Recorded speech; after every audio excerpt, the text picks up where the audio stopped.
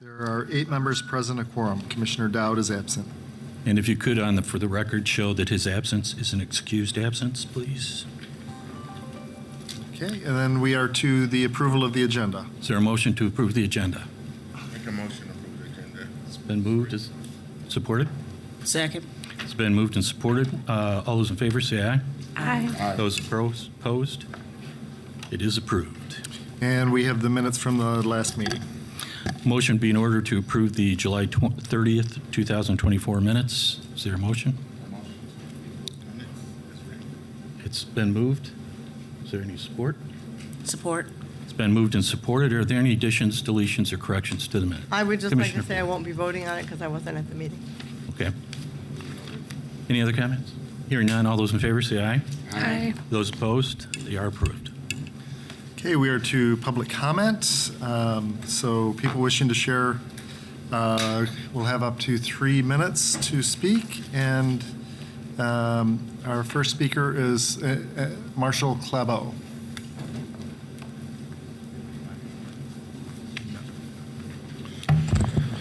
Good evening, Commission. My name is Marshall Clabo, Lansing resident. As you investigate Article 4 and really the whole charter revision, I would love to see, as we focus on the chapter departments, Sustainability and Environmental Affairs Department established, there's a huge opportunity in the charter to codify environmental action. So Lori Welch is awesome. I served on the Mayor's Sustainability Advisory Committee as the vice chair.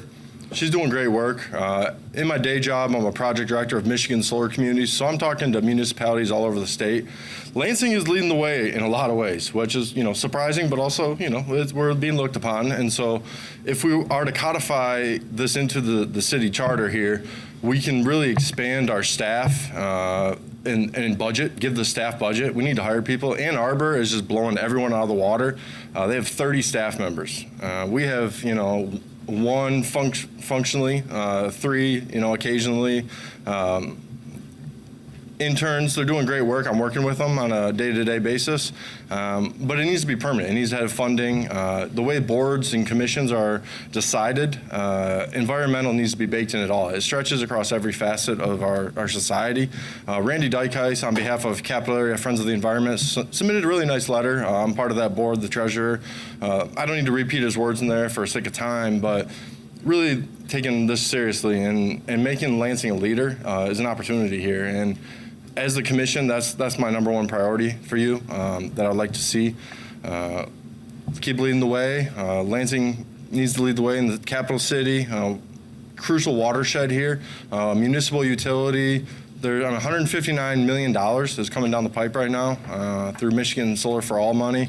A lot of that can stay in Lansing if we get this right.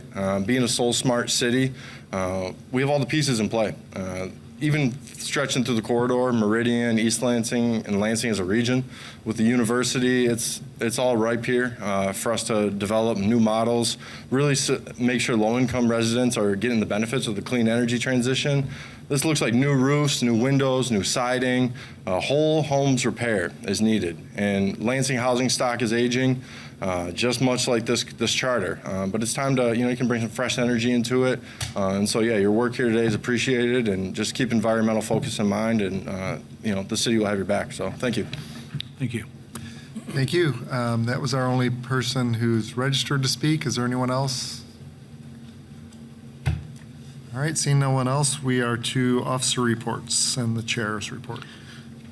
Thank you, Mr. Clerk. Just a couple of quick statements regarding the listening sessions that we have coming up. As everyone should know at this point, the commission approved to have 4 separate listening sessions, 1 in each ward of the city. We will begin those sessions a week from today, beginning on August 20th at 6:30 p.m. We'll be in the Elfrida Schmidt Community Center, which is at 5825 Wise Road. We also have them set throughout, one on August 28th, one on September 3rd, and one on September 7th. You can go to our webpage, and there's all the information there as to when and where the sessions will be held. We did put out a press release this week. It went out, I don't know to how many folks, but there's been articles now on WKAR, TV 10, the NCAA, or the NAACP has put out a notice to their membership. So the word is getting out there. We will also have an op-ed in Sunday's paper. There's an op-ed online right now for the LSJ, but in the Sunday edition, it'll be in the paper version as well. So that's just a quick update on the listening sessions. Commissioner Boyd. I'd just like to point out that we received an email letter from a gentleman on Cambrai, which I think is in the 4th Ward, saying that none of the sites that we have for the community listening sessions are in the north or northwest area. And he said perhaps there are no suitable city facilities in the area, but he thought that every effort should be made to get input from all areas of the city. I think that's something we've talked about before. I don't know if that's something that you're looking at or we need to look at as a commission. I mean, we can take a look at it. What we've tried to do in terms of covering the city is try to identify a location in each ward. Right. And again, you know, even if that night that comes up, you're not don't live in that ward, you always can attend any one of these meetings, all 4 of them if you would like. It's not closed to anybody. Actually, if you live outside the city of Lansing, please come on in and have a little talk with us. That letter was sent to all of us. Could someone respond to that gentleman? Sure. I think that email, I don't know, it came in on August 3rd, and I don't see any response to him at all. I apologize. I did respond to him. Did you respond to Yes, I him? did. And what did you say? Could I I ask? said, thank you for your input. We will take that into consideration and look into that for you. Okay. And thank you for your continuing engagement. Okay. I'm sorry I didn't reply to you. That's fine, that's fine. I'm glad you did. Mm-hmm. So anyway, my thoughts. All right. Vice Chair report. Yes, good evening, fellow commissioners and the citizens of Lansing. The commission is pleased to announce our partnership with CATA Transportation to provide free transportation for all citizens who would like to attend the 4 public sessions. There are informational cards about the sessions in the entryway, bus route information, and contact information for CATA at the chamber's entrance. You can obtain bus passes at each biweekly charter meeting, the clerk's office, through a neighborhood association, or emailing the charter commission. The commission would personally like to thank CATA CEO Bradley Funkhauser, Lola Robertson, Director of Marketing and Customer Service Experience, Public Information Officer, and Chioma Lewis, Marketing Manager, Service Information. I would like to ask Chioma Lewis to come to the podium to briefly explain how to navigate the CATA Transit app, which will allow community members to map out their route to the sessions. People who are technically challenged, this is going to be very informative for people like me. Good evening, everyone. Good evening. I am Chioma Lewis, CATA Service Information Marketing Manager. And so, yes, to say a little bit about the Transit app, it is a free app. It's available in Google's Play Store and on Apple's Store as well. You just type in Transit. It's really easy to find. Also, people can find information at cata.org/transit to get some details about that app as well. Transit's a great app. It's one that I used when I first moved to Michigan, when I was a grad student at Michigan State. Used it on campus, used it off campus, all around the Lansing region. It's pretty easy to use. So riders, all they have to do is once they open the app, it will show a list of nearby routes based on their GPS location. Riders can type in an address that they're trying to get to, and Transit app will show them routes to get to that location. It'll let them know if it'll only be one route or if it's more than one route. It can also tell them how many steps they need to take to get to the nearest bus stop. Once they're on the bus, the Transit app can let them know how many stops until it's time to get off and when it's time to get off. You can search up different routes. It'll show you the next upcoming times that a bus is arriving. Really simple to use.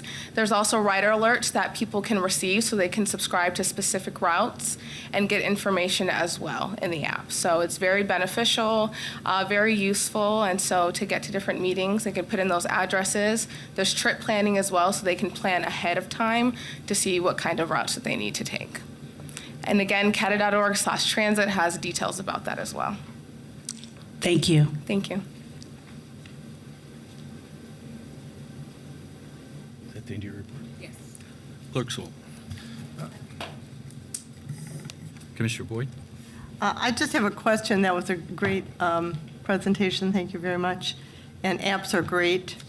But if someone wants to come to a meeting and they don't have a phone, or they don't have an app, and they don't know how to navigate the internet, and that's, I mean, there might be more people like that than we know, can they just call CATA, and will someone who answers the phone have the answers that they need, or to be able to direct them to someone? Yeah, so our customer experience team can help people plan their trip and navigate. The number is 517-394-1000.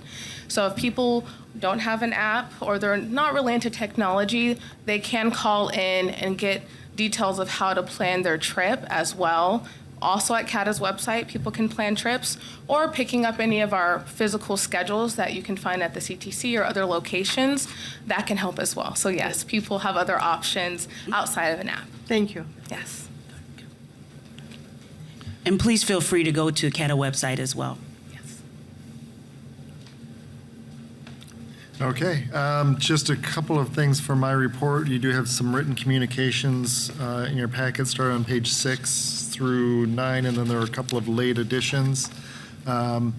We are working, we have gotten the translations of the flyer, the mailer, back in PDF form, and they will be on the website and on Facebook as well. Those should be live tomorrow, so those will be available for you to share with folks. And then finally, I want to give an update on the budget.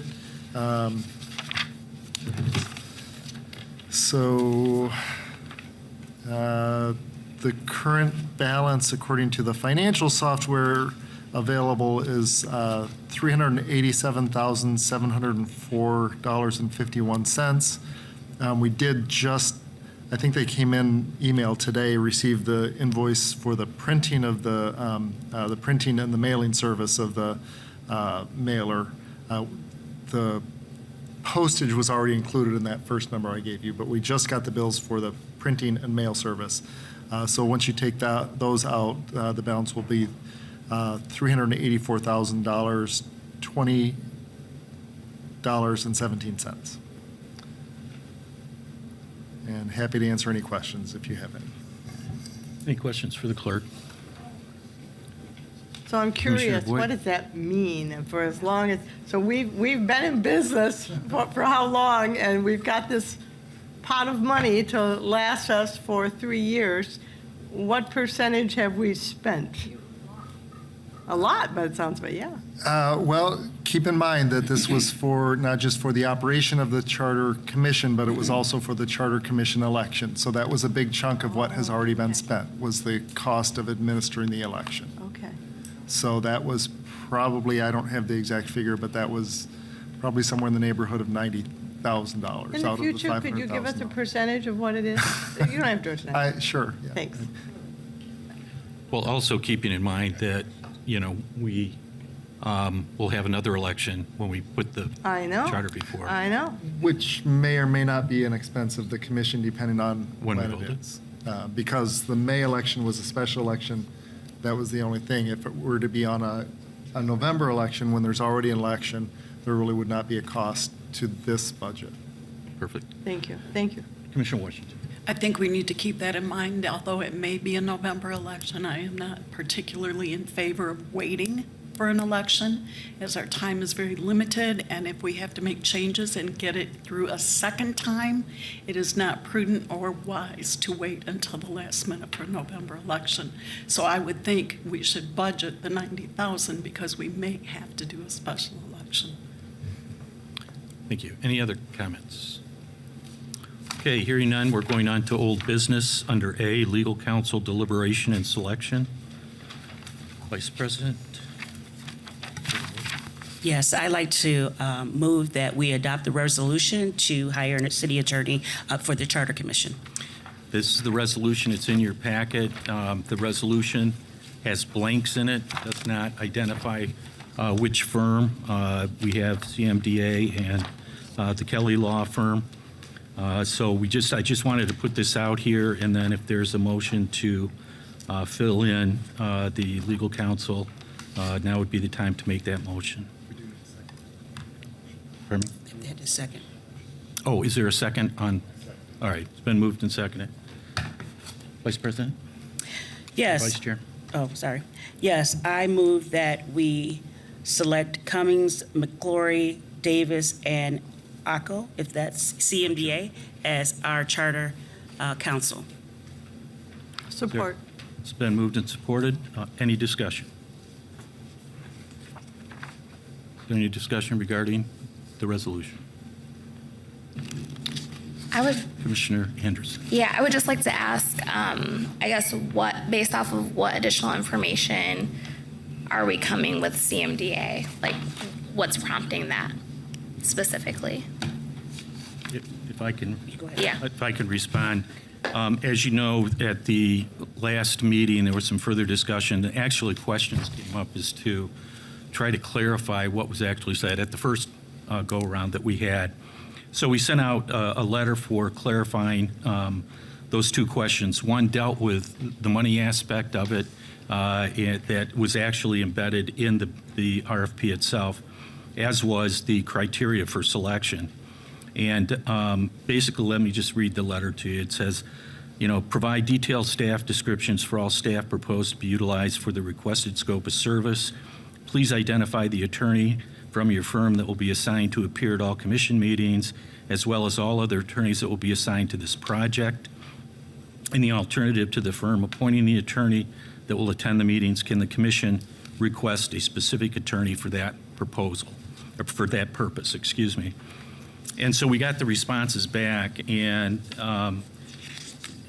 with regards to the Kelly firm, I was a little taken aback by what we got in terms of the response. When during the initial interview, the person who was presenting on behalf of the Kelly firm, made it sound like we could have any attorney that we wanted from that firm to be present, particularly focused on the attorney that had some experience in the charter commission process. And the response that we got back from the Kelly firm was that Mr. Kelly would be the primary attorney for this proposal, and then the second chair would be a different gentleman. This was not the one that had any experience dealing with the Charter Commission. In fact, what was concerning to me was that during the initial presentation, the person indicated that, as if you recall, she went through all of the bios of all of the attorneys in the firm, or most of them, and she ended up with the last one stating, this is so-and-so. He's our attorney that's assigned to the cannabis portion of stuff that we deal with municipalities. You probably won't be seeing him. Well, the second chair is this individual. So I think the quality that was being presented to us in terms of the staffing doesn't match up to what CMDA did. I mean, they've outlined in there their staff members. These were the folks that appeared before us, plus two others. And I think they've been very consistent. And based on all of this, I think, where I came from was when I initially received the written responses, the RFP, before we did the interviews, I was clearly going the other way. But after the interview process and the follow-up, I'm clearly with CMDNA. So Thank you. that's my explanation. Commissioner Lopez. Thank you, Mr. President. So, in your evaluation of the responses, do you believe that they do not have the experience they said about having worked with charter commissions in other areas, in other cities? Because that was one of the things that company had in the first interview. They said they had done this kind of work, and they had experience with it. The other company did not. Right. And so the question is, if they're experienced and they have that experience that would help us, and not necessarily to have a staff person here, because maybe they don't need to do as much research. Mm-hmm. So, and whereas the CDM group, or putting in a lot of folks, and I guess in a way, there's also the issue of cost. If we have $300,000 plus, looking at the hourly rates, I think we have to make a decision as to how often do we want them here, and make some sort of some, some guesstimate of hours that we may need them. Now, their cost is over $200 an hour, 275, 250 CDM, No. and Kelly's 170 They were 225. cost per hour. 225. 225. I'm sorry, They were 225. 225. Okay. Yeah. And Kelly's 170, right? Mm-hmm. And I know they said this charge for this, they don't charge for that, whatever. So, again, I'm wondering if, in your evaluation, their experience with charter work is not to par with what these folks that don't have experience, but are willing to be here at every meeting to help us with legal questions. Commissioner Bauer. Thank you. One of my biggest concerns is, because I think I was very concerned and asked two very direct questions during the interview and was told that we would have the gentleman, and I don't remember his name, in the Kelly firm, that absolutely he would be able to come as needed. And that now looks not at all like what the clarification memo shows. It shows either Mr. Kelly or and he would be the second in command, so to speak. And he hasn't even been with the firm. He just joined the firm this year. Now I don't know what other background he had. Totally understand your concern, because we do need people who are familiar. But as I'm looking at the bios of the Cummings firm, one of the women partners was an assistant city attorney for the city of Grand Rapids, so she certainly has would have charter experience, and it points that out. Matthew Cross, and I remember them talking about this, he has had quite a bit of experience, not in a charter revision, but in charter amendments. So, and they are pointing out that they're very clear that these are the people who would be assigned to us. So that's why I'm, at this point, more in favor of the Cummings firm. Commissioner Lopez. Yeah. Yes, I think, excuse me, the Kelly firm is obviously, they're offering less people to be here, or less hours, whichever. But if the company itself, the firm, has had experience in charter revision, it's not, they have backup, okay? The person who's here has backup in the firm about the questions that may come up about charter revisions. So I'm looking at the firm's experience and not necessarily on one or two attorneys. Mm-hmm. The CDM attorneys have no experience, and the company or the firm has no experience. And that's what I'm kind of focusing my attention on, and we'll make our decision one way or the other. Commissioner Washington. Thank you, Chair Jeffries. I was always in favor of the Cummings firm, and although they don't have explicit charter experience, they do have experience working with charters. I don't have charter experience, and I know what the charter says, and I know how to look in the Michigan law and the Home Rule Act to see if we are in violation of anything. And, I really want to address the money issue. We have nickeled and dimed a lot of our money away already. But this is the constitution of our city, and this is exactly where we should be spending our money. So I was less than impressed that they sent a representative who didn't even know what she was talking about, had no experience. They didn't care enough about our business to send the professionals that knew what they were doing. They gave her to us, said, do your best. They really didn't care. So I think coming out of the gate, Cummings showed more professionalism, more dedication. And I think for that alone, that is why I was in favor of them. And they all have good experience. And in law school, excuse me, they all do constitutional law. They all take the proper classes. They know how to research regardless. So I just was not impressed at all with the Kelly firm. It's the individual's perception, so we'll have to just vote. Can I address this just to put it in layman's term? You submit a resume for a job and you look great on paper, but then you get to the interview and you give them nothing. You probably don't get the job. And that's what I received from the Kelly Group. I didn't receive anything in the interview. And I just, too, want to add my 2 cents in terms of the experience issue that's been raised. It's a valid issue.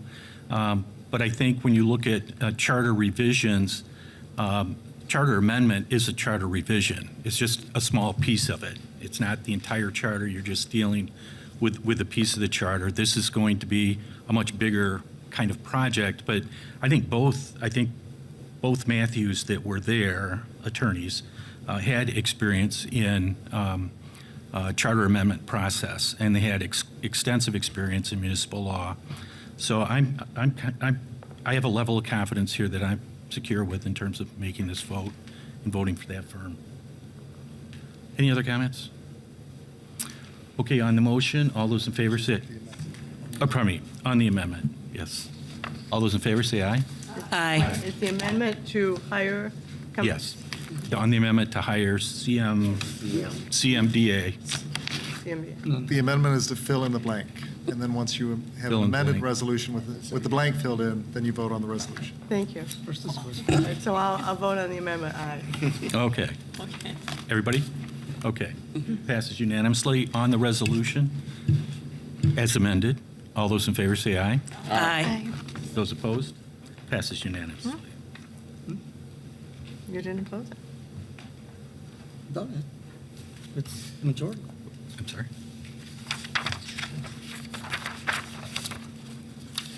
All right, we're to community meetings update, and we do have a memo. There is a rental cost for one of the facilities, so we would need a motion to approve.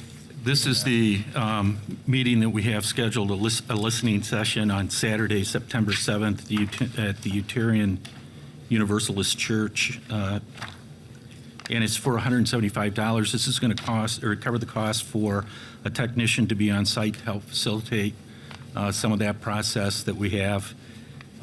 So what we need is a motion to approve the expenditure of $175 for that. Is there a motion to do so? I'm sorry. Commissioner Lopez. You want a motion to what? To approve the expense? To approve the expense of $175 to have I that move. Second. technician. It's been moved and supported. Any other any comments? No. Commissioner Washington. Who's going to do the technical service at all the other ones? I had the same question. Yep. This, I think, is a bit different location than we typically have. The other ones are at city facilities. Could we This- not find somewhere? I really No, don't want to actually, spend it- 175. Yeah, in this is the second ward, correct? I mean, we could not find, and we spent a lot of time looking for a city facility. Unitarian, for Universalist Church. There's no school, no anything there. I just Well, really don't want to pay this church $175. I mean, at this point, we're kind of locked in. We've got the cards, and all the notifications are out there with that location, so We probably should have looked at that before we did the cards, but thank you. you're welcome. Commissioner Lopez. Yes. Well, this is in September. I think I go back to the letter that we received from this gentleman or person about no meetings on the north end, further side. And we do have Geyer Center there. So I don't know if we have a community group that would host us there, but there is Geyer. It's at the north side. Yeah. So I think that if we were to change, of course, up to Time. everybody, we have time to amend the schedule. So I thought, Other questions? Commissioner Anderson.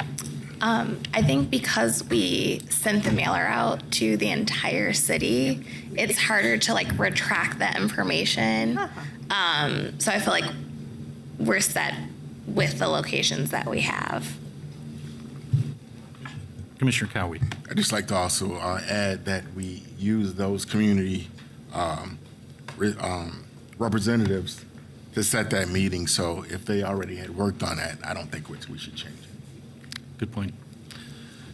Any other comments? Commissioner Washington. I'm not in favor of changing the venue, but I will not be voting to pay the $175. All those in favor say aye. Aye. Aye. Those opposed? Aye. Does pass. 2. Okay. All right. We do have in your agenda as well a sample copy of the agenda for the special meeting that we will have. All listening sessions will have this agenda. Just wanted to go over this with you, make sure that we're hitting everything we need to hit. If you have any questions or comments, now would be the time. As we discussed earlier in the meeting, under number 3, overview, that is where we would plug in the video that the League of Women Voters of Lansing area have. And in addition to that, to Commissioner Boyd's point, we may have some questions we want to ask to help facilitate some conversation or discussion about, what people may be thinking or what they should focus on or what they could focus on. Certainly that's something that we could put together as well. But this would be, in a sense, what the meeting agenda would look like. There would be only one public comment session. I mean, we can extend or add time to that depending on the number of people that are out. But it is before you. So any questions or comments, Commissioner Boyd? I think, having learned about the League of Women Voters and their video, I think somehow that should be a part of this agenda, so that people know, because if I didn't know, I mean, I'm sure there are other people who are thinking, what is this meeting all about, and how long is it going to last, and what's involved? And I think it would be helpful to say that there'll be a presentation on the charter. It doesn't have to say League of Women Voters, doesn't even have to say what it is, but I think there should be something that says an overview of the Lansing City Charter, or something that gives somebody a sense of what it's all about. Thank you. Chair. We could do that. I think we could make it a subset of overview because we might want to add some additional things as we go, like additional questions. So certainly we could do that. So are you amending, making it, well, this would be, I offer that as a suggestion. I don't know if it needs an amendment, to be honest. I think we should wait for the confirmation from the league first. We haven't gotten a solid confirmation that they still have the video or that they will be able to present the video or how we're going to present it. So that's what we're waiting on. You could say an overview of the Lansing City Charter. That would let people know that there's going to be something, because right now it's not clear. okay. And leave the league out of it, and if they're there, great, and if they're not, they're not. Commissioner Anderson? I was agreeing with Ditto? Commissioner Boyd, yeah. All right, any other questions? So we will add that overview of the Lansing City Charter. I would like to get approval of the board or the commission to adopt this as our agenda. I so move. It's been moved. Is it support? Second. All those in favor say aye. Aye. Those opposed, it is approved. Thank you. Okay, under new business, we're going to go over the Article 4 overview. As everyone knows, Article 4 deals with the executive branch of the charter, which sets forth currently a very strong mayor form of government. It consists of 5 chapters. Chapter 1 of Article 4 talks and addresses the mayor's power and responsibility. It designates the mayor as the chief executive officer, the CEO of the city. I'm sure a lot of us have heard that before. And it also indicates that the mayor must devote full-time service to the city, which means he or she cannot hold another job.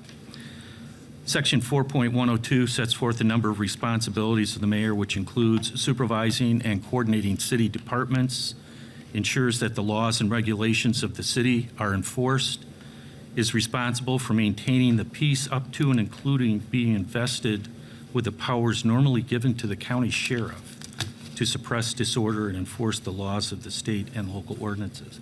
I didn't realize that there was that kind of authority there. I'd certainly want to look at that as we move forward.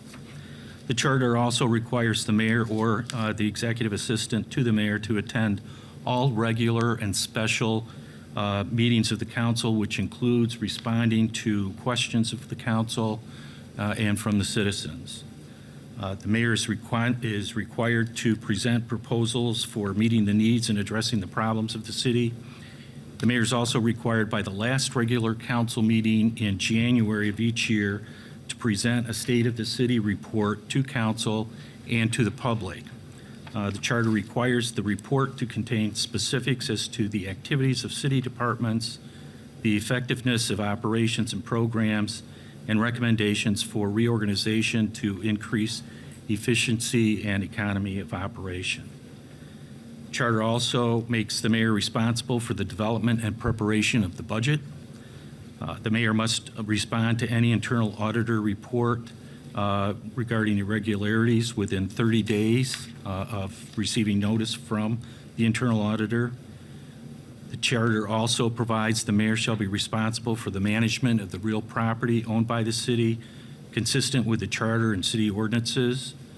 The mayor is also required to make an annual report to council, which lists all the property owned by the city with a recommendation for management of the same. The mayor is also responsible for reducing any unlawful discrimination and increasing mutual understanding among residents. Further, the mayor shall make an annual report to the status of affirmative action programs of the city. The mayor shall investigate and respond to all requests for information and complaints concerning the operations of the city.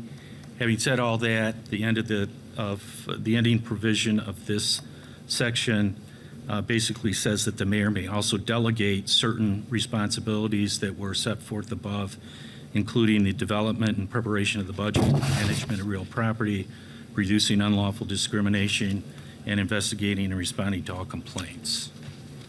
So that deals with Chapter 4 and the mayor. Does anybody have any questions or any specific focus that anyone wants to point out? Okay. Can I just offer a comment? Sure. Commissioner Boyd. I've looked over Article 4 in anticipation of this meeting. There are certain things in this article that I will want to look at as a commissioner, and I was planning to wait until you were done with this review to tell you what they are, in case there are people in the audience or citizens who have comments on those particular sections. So when you are done, I'd like to comment. Thank you. The entire article, or I can do it now, You can whatever. go chapter by You know, chapter, for but- example, I'm not sure that this mayor needs to present the state of the city at the end of January. I mean, I work for other organizations, and a lot of mayors do it differently. I think it's something we should look at. I don't feel strongly one way or the other, but I think we should look at that. I think we should look at the issue of whether or not the mayor and/or his designee needs to be at the city council meeting. I don't know, maybe, maybe not, but it's something that I'm going to want to look at. Thank you. Other areas or issues? Okay. Moving on to Chapter 2 of Article 4, it deals with the executive staff. Charter provides that the mayor shall have an executive assistant to perform the duties and functions required by the charter. The authority includes acting on behalf of the mayor with other city officers and coordinate departments, development of the budget, communication with council, generally carrying out the ordinances and policies of the city. The charter provides that the assistant shall be appointed solely on the basis of the person's ability to perform the duties as have been demonstrated by relevant executive or administrative experience in federal, state, or local government. I'm not sure what that means, but that's something we could look at. The charter also provides that the executive assistant shall be appointed by the mayor and serve at the pleasure of the mayor. That's the end of that chapter. Is any issues, concerns? for another day. Anyone else? Okay. Moving on to Chapter 3 of Article 4. This one's a little bit longer and a little bit more complex. It talks about the departments of the city. The charter provides that all departments, divisions of departments, and agencies of the city, and this is where it gets kind of in the weeds, in existence on the effective date of this charter, which was 1978, which were created by the previous charter or by our ordinance, shall continue as if created by ordinance until changed in accordance with this charter. That's really important because to change something by ordinance is very easy to do. It just requires the vote of council. But if it's embedded in the charter and you want to make a change and it's a department that's embedded in the charter, you'd have to do a charter amendment, which is much more difficult to do. So when they did this back in 78, if it was a charter, if it was embedded in the charter, or if it was an ordinance, it basically said everything is going to be dealt with as if it was created by an ordinance. And as we go through this, there'll be a couple of exceptions. But the reason I think they did that is they gave the mayor at that point a year's period of time to do a reorganization of the city. And so if it was created by ordinance, the reorganization would be much more simpler to deal with and to complete.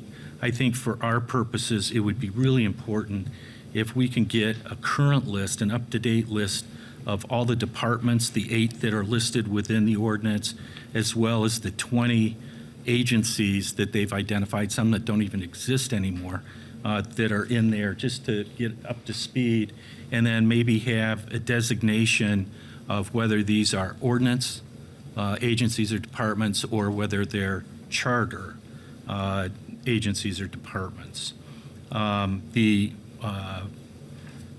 The agencies or the departments which they do list in the charter, I'll read those. There's 8 of them: the Board of Water and Light, the Finance Department, the Fire Department, the Law Department, Parks and Rec Department, Planning Department, Police Department, and the Public Service Department.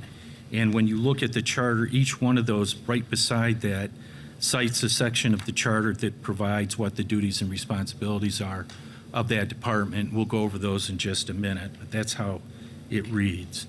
The charter permits the city by ordinance, this is an ordinance, to establish, abolish, and reorganize departments other than, and these are the departments that have been pulled out, I think they're embedded in the charter, the Fire Department, the Police Department, and the Board of Water and Light.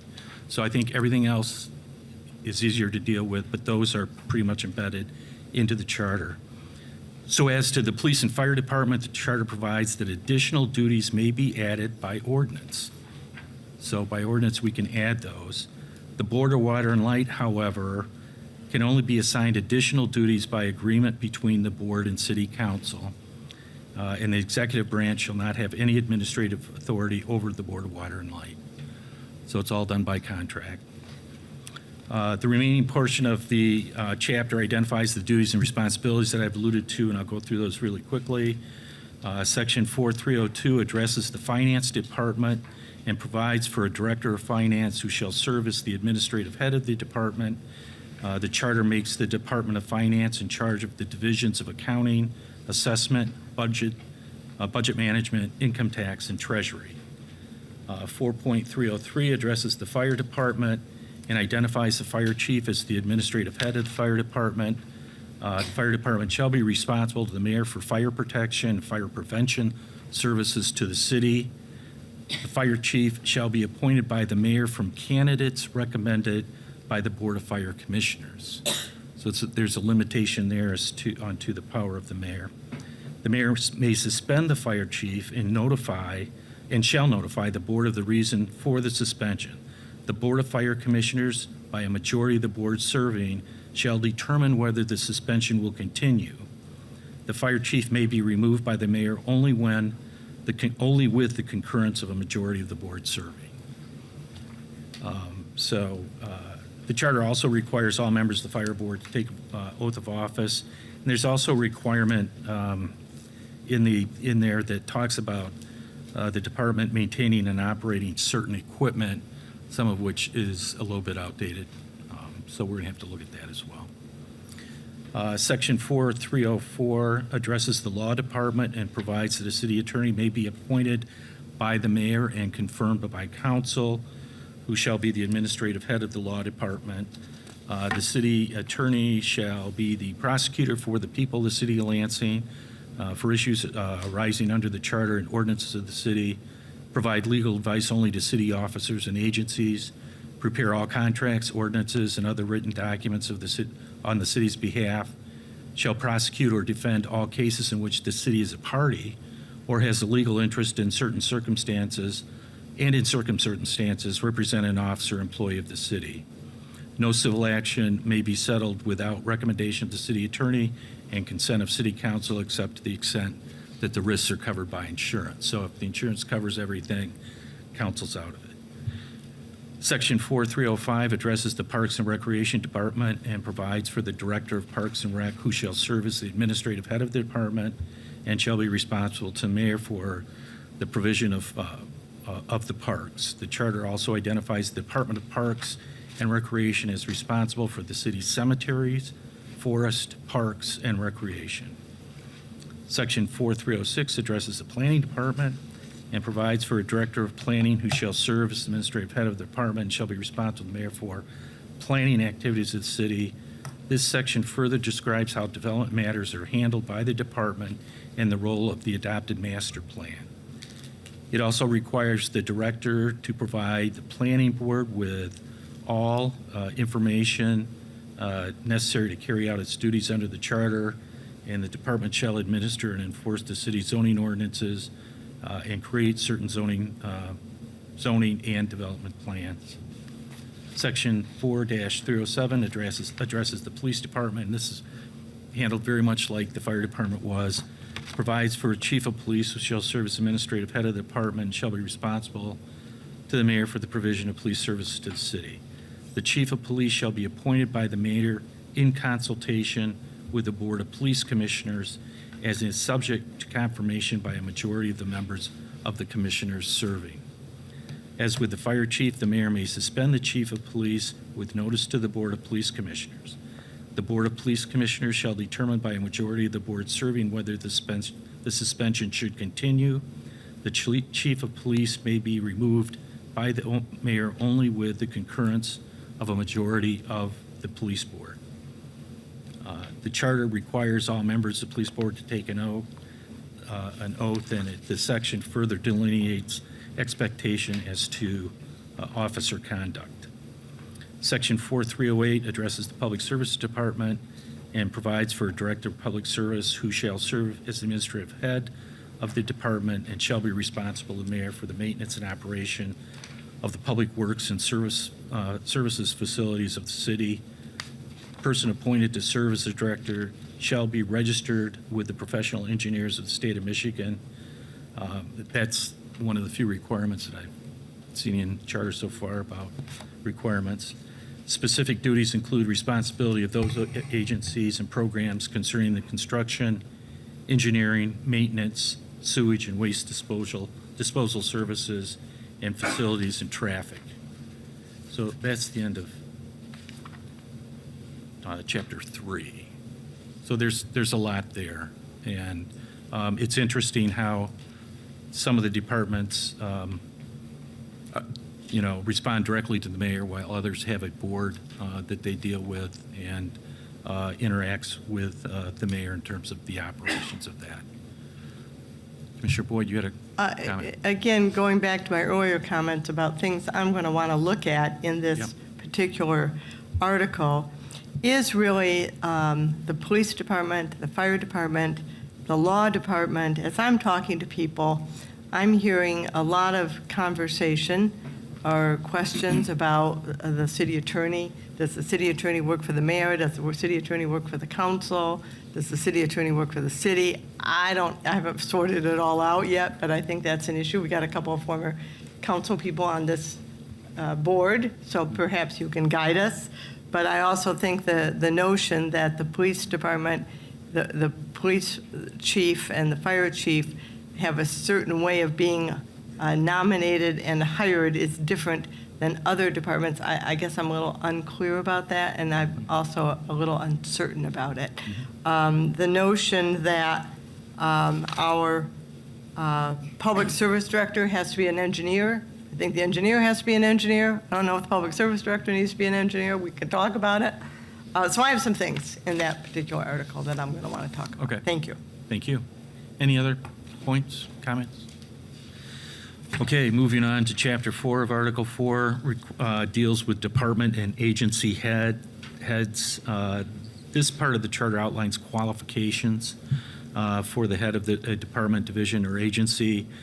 Section 401, heads of departments. The charter requires council to adopt ordinances setting forth qualification for all the department heads that are appointed by the mayor.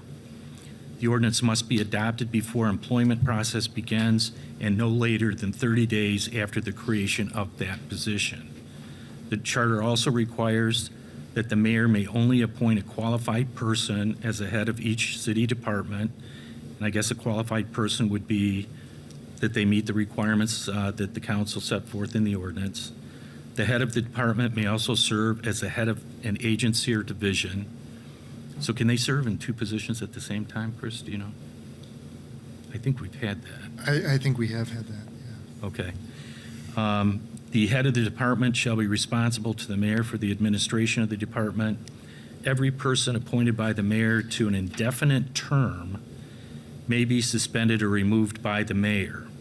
Under this scenario, the mayor is required to file a notice of suspension or termination with the city clerk to be delivered to the council. If the council determines by 2/3 vote within 30 days of receipt of the notice from the mayor that the action was not in the best interest of the city, council may reinstate the person to the office without loss of pay. Now, it was my understanding, I turn to you, Chris, I thought all of these positions were contract positions. They get a contract for a year. They do have a contract, yes. So do we have anyone who's on an indefinite term? I don't recall. I don't believe anyone's on an indefinite term. So is that why they went to contracts, to get away from this? That could very well be. To get rid of the council's role? Is that what you're saying? Okay. All right. That's something we need to look at. I mean, that seems to be inconsistent with what's going on today. Section 402, heads of agencies. The charter provides that a head of an agency or division may also serve as a head of a department. So, yeah. The charter further provides the head of the department shall appoint the head of each agency or division within a department unless otherwise appointed by the mayor. Whenever the mayor appoints an agency or division head, the qualification ordinance requirements found in Section 401s apply. Finally, the charter provision that notwithstanding any ordinance, the mayor may appoint the treasurer, assessor, and the chief personnel officer. So, any question? Commissioner Lopez. Yes, like it says, the department heads, and then you have other subdivisions of the department. I would like to ask for a chart of the city Okay. agencies, so that we know, I know for a fact that there's, like, for example, planning has all these other things like development and all that stuff. Human Relations has several divisions underneath. So it'll be good for us as we look at this to have a chart of the city chart and how it flows. Great idea. With each department, and which is a department and which is an agency. I think we need to clarify those two things, and maybe others, because as I read this, well, which is the agency, Yeah. which is the department, because Yep. either the agency is the top, and the departments are underneath that agency. So I think we need to clarify that, I guess. Okay. That's a great idea. We can do that. Then Chapter 5 Chapter 5 of Article 4, the one I've been waiting for and really want to get into this one. We need a lot of comments on this. It deals with the city clerk. Section 501, the charter provides that the city clerk is the administrative head of the office of city clerk and shall be responsible for the maintenance of city records and elections. Further, the clerk shall be the clerk of the city council and keep a printed journal of all proceedings, attend all council meetings, be the custodian of all papers, documents, and records of the city. The charter provides that the signature of the clerk is the official certification for all ordinances, resolutions, and other actions of council. It requires the clerk to make the records of the city available to the public. The clerk is required to maintain the custody of the city seal and use the same when required, as well as maintain certain forms. The clerk has the power to administer any oath required by law. The charter also designates the clerk as the chief election officer of the city. And finally, section 502, the charter provides for the clerk to be designated as a member of the clerk's office to be the chief deputy city clerk. If I said that right. Who shall serve at the pleasure of the clerk. In the absence or disability of the city clerk, the chief deputy shall exercise all powers and duties of the city clerk as permitted by law. So that's it for the review of that article. Is there any questions or any other comments that you want to focus on under this article? Commissioner Boyd. I'd just like to point out that at some point in that article, it says 2/3 of the city council, and with 8 members on the council, you can't have 2/3, so I just point that out. I think it counts 6 in the definitions. Okay, is there any further comment? Okay, under new business, item B, board authorization for chair to sign contracts. You have a resolution in front of you. Is there a motion to approve this resolution, just for discussion purposes? We're not going to sign contracts here. So moved. Is there support? It's been moved and supported. What this resolution does simply is it authorizes me to execute a contract on behalf of the commission. I'm not negotiating them, but anytime we get a contract, it allows us to move forward with me being able to sign it and get the business going so we don't have to wait. It's not an attempt to circumvent or to not be transparent. Commissioner Cowie. I had a question. Can you give maybe the public some examples on what that might entail? So it's not bypassing us. Sure. Yeah, we're going to have a contract. Right. I'm sorry.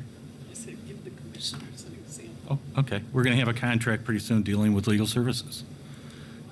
Legal services, we're just hired a firm, so there's going to have to be a contract.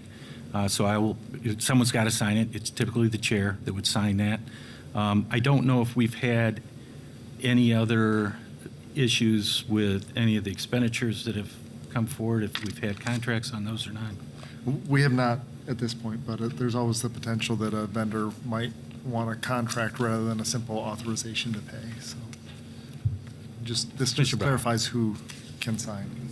But so far, any expenditure we have already approved. I mean, we've approved postcards and all kinds of things. So that will continue. Right. And then that would just be the official signature would be our chair, which Right. I mean, It's common we could go practice. back and put in every resolution that we pass, and the chair has the authority to sign any contract or something. This is just kind of a catch-all, so we can get the business done kind of in a timely way. Commissioner Washington. I'm okay with it as long as these contracts are discussed before they're signed. Okay. Anyone else? On the resolution, all those in favor say aye. Aye. Those opposed? Passes unanimously. Okay, we are to public comment, our second period of public comment. Looks like we have 2 people that have signed in. Bruce Scott, and he will have up to 3 minutes, and he will be followed by Riza Biha.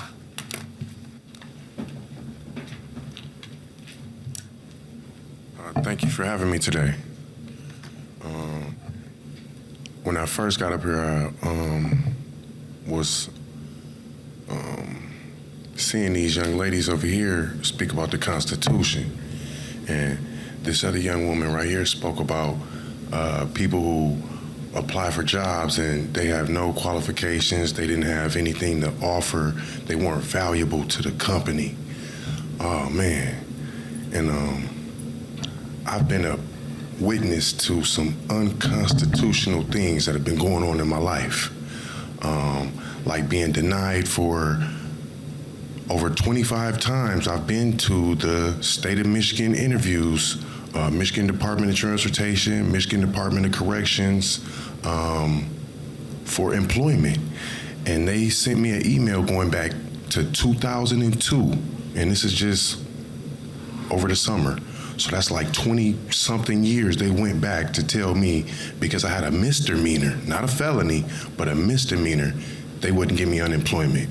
They made me go track down every time I've been arrested for misdemeanors, because I don't have felonies. And they still won't give me employment at the state of Michigan. I've been in rooms where, I mean this with no disrespect, I'm just saying the glasses that I've been wearing, even when I take my glasses off, the stuff that I've witnessed in employment places, it behooves me how you put a woman in a managerial position, just coming straight through the door. She has no qualifications. Maybe she's giving you some kickback services or something. That's why you put her in that position, so nobody can say nothing to her. And if anything goes wrong, she's gonna come back and tell you. I'm tired of the stuff that I'm witnessing. And I've been going to school. I believe I have PTSD from what I've been seeing and the doors that have not been open to me. And I've been right next to them. I've been opening the door doing security work for the same companies. I'm exhausted. I just recently dropped out of school. I'm on unemployment right now, going from making $1,800 a week to now I'm making $355 a week on unemployment. And then they won't even give me the unemployment because of the last step that I had to certify to get the pay card. My computer wouldn't let me do it. And when I went online, the UIA, I've never been online when the UIA, and they can't troubleshoot my issue before they let me off the phone. But somehow that's the reason why I cannot get my unemployment. Thank you for your time. Thank you. Next is Riza Biha, and they will be followed by Frederick McLaughlin. Hello, thank you for allowing me to speak. I think this was back in Chapter 2 where we were discussing the mayor's appointed assistant and the requirement for that assistant to have governmental experience. Well, it seems to me that if we have elected an official, we're putting our faith in that official to make good decisions. And I think that we're restricting the field of for lack of a better word, tools that the mayor has at his disposal if we don't allow him or her to make a decision that he or she thinks is going to be of most use and benefit. So that's my opinion, I think. Thank you for letting me speak. Thank you. Next is Frederick McLaughlin, followed by Farhan Sheikh Omar.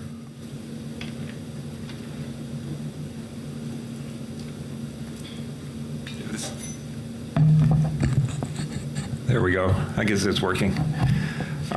This will be a little bit of a repeat of something I said to council last night. Hopefully I'll get a little more detail in, but I've been looking at this charter for, weeks now, trying to get a sense of it. And if I was a teacher, I would have to grade it at a C-. The challenge with it is that it needs to begin with and maintain clarity, precision, consistent wording, but it needs to be improved in a lot of ways that would be crucial to public and council access to understanding of and engagement with effective and productive governance of our city. there needs to be, in particular, an emphasis on citizens, not as kind of an afterthought for 3 minutes here and 3 minutes there. I understand the difficulty of that, which is to say a lot of the work goes on in committees behind the scenes. I don't mean in secret, but a lot of the more extended discussions. But citizens need to get more of an emphasis, whether it's by outreach or I don't know if there's some kind of a formal entity that could be included in the document. But there are some other practical issues with the document. I'm used to, as an architect, dealing with the building code. And the building code has a lot of really important elements in it that this document seems to be just terribly lacking in. One of those is definitions. All kinds of definitions. Now, usually the building code includes general definitions at the beginning, and then each, in the case of the charter here, you would have a definition section also at each of the articles, maybe at each of the chapters, maybe even appendix of definitions. But things like chief executive officer, phrases like that, supervision, coordination, I'm just looking at Article 4, which seems to be the topic for tonight. Management needs to be defined, in particular management of real property. And these may seem like obvious definitions, but anybody who deals with these kind of documents, like in the building code, you find out that if you have specific definitions, it really makes a difference. And it's important that those definitions be included in here. There are also references that need to be included. There are a lot of references in the document that say, for example, powers and duties granted, whatever powers and duties are, that needs to be defined to the mayor by law. That needs to be specifically defined. All those references need to have specific references into state law, local law, municipal law, whatever it is, but it needs to be really specified. Thank you. Thank Next you. is Farhan Sheikh Omar.